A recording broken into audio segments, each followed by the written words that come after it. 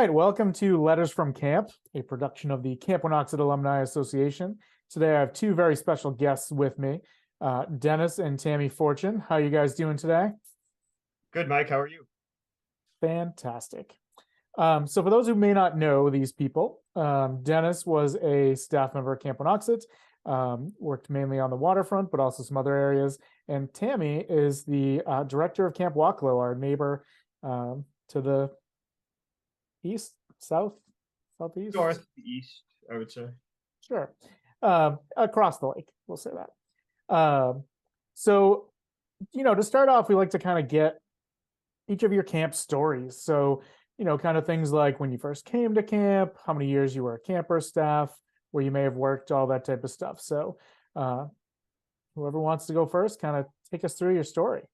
Go first. Sure. All right. So I started Camp as a Camper in 1996.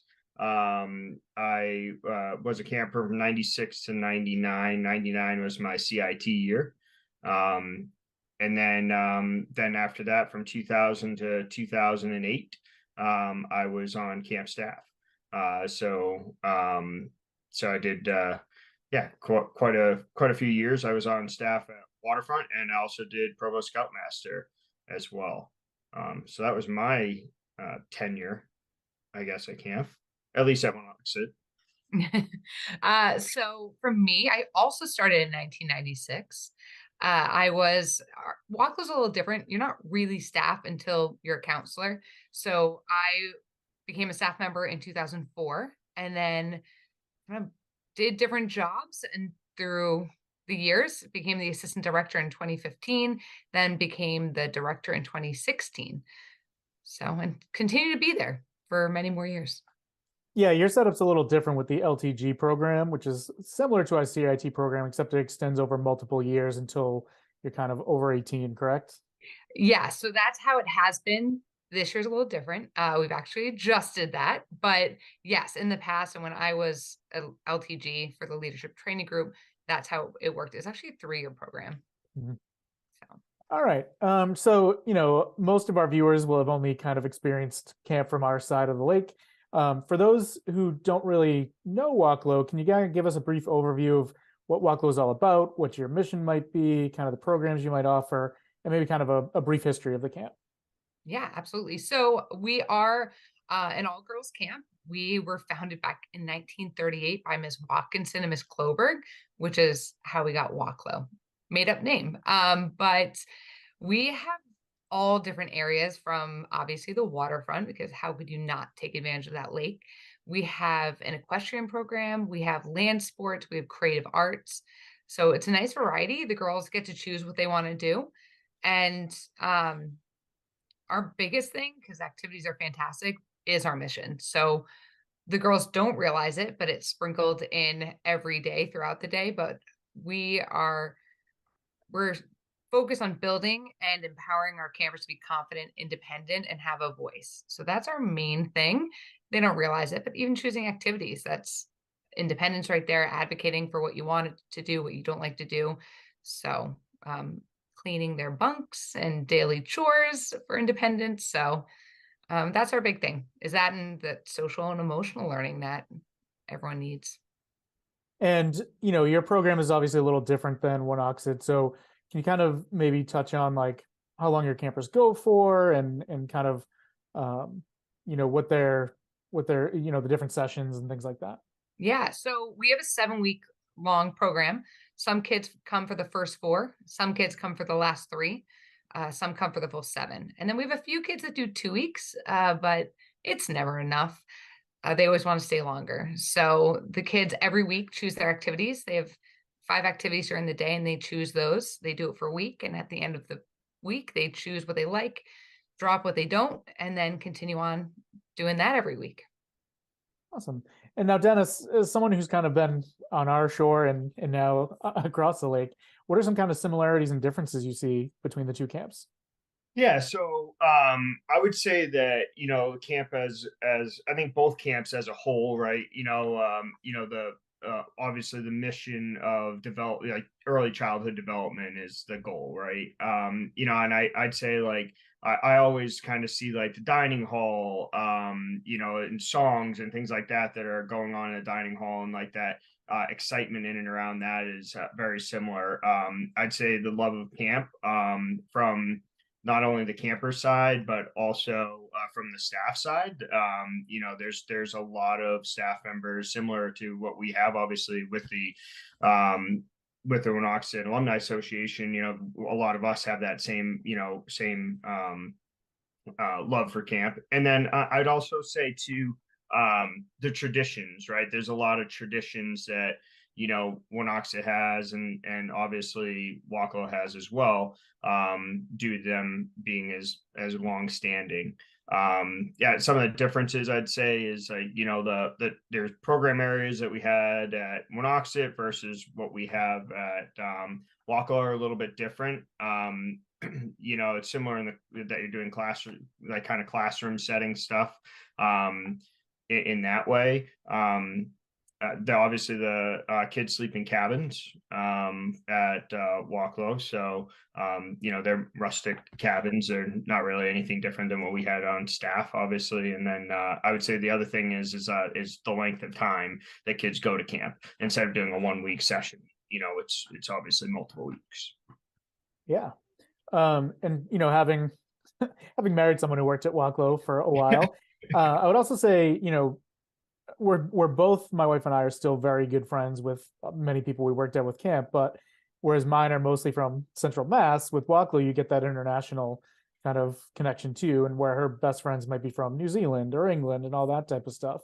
Um, has that kind of always been the case with Waco, with kind of the international staff, or It has been, except for during COVID. That is the only time we weren't able to have a lot of international staff. But yes, even as a camper when I was at Waco and when your wife was there too, it was a lot of international staff, and it's been fantastic that it's broadening where we're getting our staff from. So we are getting more staff from other countries. It used to be primarily the UK, but now we also get staff from Mexico, Jamaica, Brazil, Colombia. So we have a lot of diversity at Waco in terms of where our staff come from, and it really is a fantastic experience for our campers to be able to see what the cultures are like in other countries. And oh, I disappeared. There we go. For our campers to see what cultures are like, and just to learn what other people's experiences are like at home. It gives them a broader perspective of the world. yeah, that's awesome. All right, in our lightning round, we like to have kind of a set of questions. So first off, what is both of your favorite camp song? You go first. Oh, on this one? I have Um, we have a few. Well, I have a few. One of them is Black Socks. It's around and it's really funny because you mess up.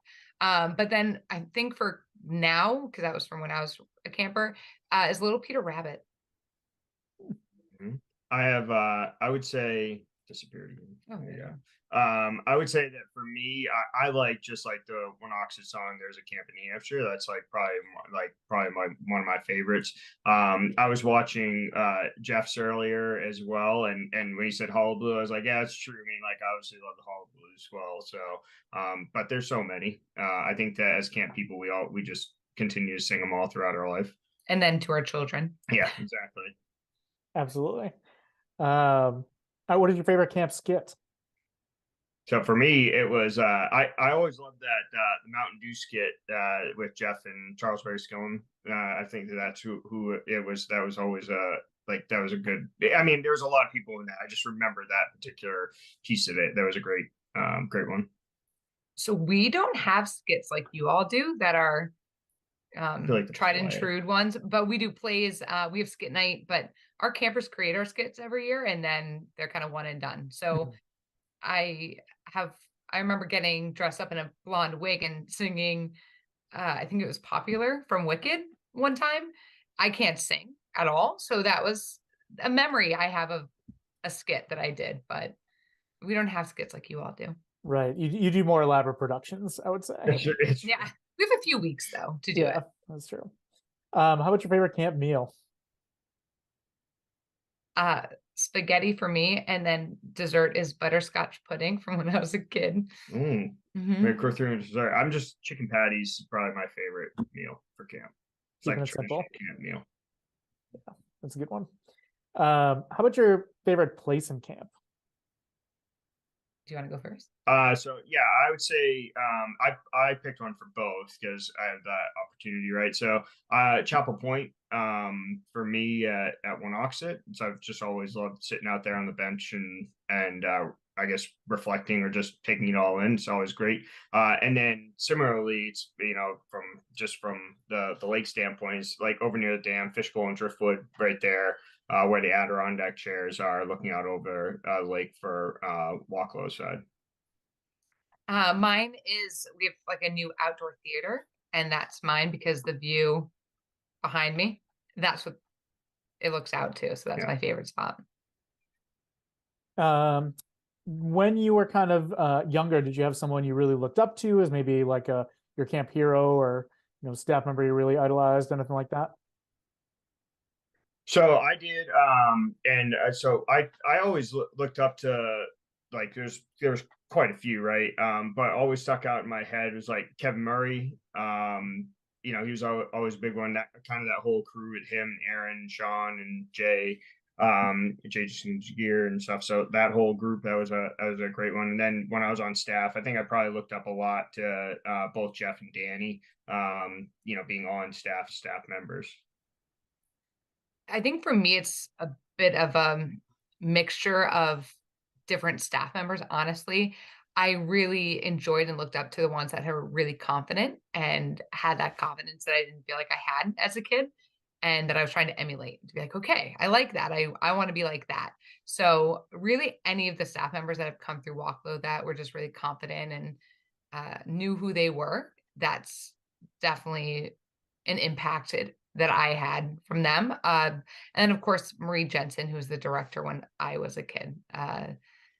Now looking back at her as a camp director and being the camp director, that is absolutely something where I'm like, okay, what can I emulate from her as I'm now this role that she was for me, and hope I have the impact that her and many of the other directors too. I only knew Marie, but from everything I hear about Miss Kloberg, she's a force to be reckoned with as well and had a large impact on many campers at Walklow. So Marie for me, but I think camp directors in general have a huge impact. So All right. So two bonus questions, which I did not send you in advance. So the first one, so how old were you guys when you met at camp? well, Technically met when I was 15 and he was 16. Yeah. Okay. And fairy tale from there, right? It's awesome. It did. Definitely fairy tale. Not many people can live the lifestyle of summer camp year round and be married to someone who works at a summer camp during the summer. It's definitely he is a volunteer at Walklow, and I'm very appreciative that he understands camp. Honestly, camp people have to marry each other because to understand what it's like to marry someone from camp, ooh, it can blindside you if you don't understand the camping industry and what that life looks like. Yeah. And anyone who's ever brought like an outsider to like a friend group of camp people knows that all too well, how outside, like how left out they tend to get just because they don't get it. Yeah, exactly. And lastly, here's your platform. Are there any like myths you'd like to dispel about Walklow, and any kind of Winoxet lore that you've heard over the years that simply not true? Is this PG or can PG-13 be okay? We can go PG-13. Okay. Fine. So there's a lore that Marie Jensen had like a shotgun next to her bed. It wasn't a shotgun, is all I know that. There might have been a smaller gun, maybe, but definitely not a shotgun. So that's definitely a lore that I heard many times. But do you know any others? No, not really. I think for the most part, I would say that, yeah. I mean, I think that I think for the most part everything's there, and I think the other piece of it too is that I think that both camps it's good for everybody to have a great over the last few years, obviously the COVID and stuff, there hasn't been as much interaction between the camps, but I think it's always good because the camps are there at the end of Thorndike Pond, right? And so it's really nice to have both of them. But yeah, I don't think that there's anything like that's too crazy that people would think about. I mean, there'll always be rumors, right? So on both sides. Yeah, I will say, just kind of in closing, as a program director, it was really awesome to be able to plan events and have sporting events and social events with the two camps. I think that really makes the Winoxid program unique for a Boy Scout camp. Definitely in New England, I don't think there's a lot of others that have kind of that neighbor relationship, which has been great, I think, for both camps. Yeah, absolutely. And we are hoping to bring a lot back from pre-COVID. I know the last year before COVID, even being able, I think you all were able to do a horsemanship merit badge, right? So being able to do those sort of things where we can keep sharing those activity areas, and so you all don't have to deal with the horses, we'll deal with them. But being able to have your boys also experience that as well. All right, well, thank you very much for joining us, and this has been another edition of Letters from Camp, and we hope you'll tune in next month. Thank you. Bye. Thanks, Mike.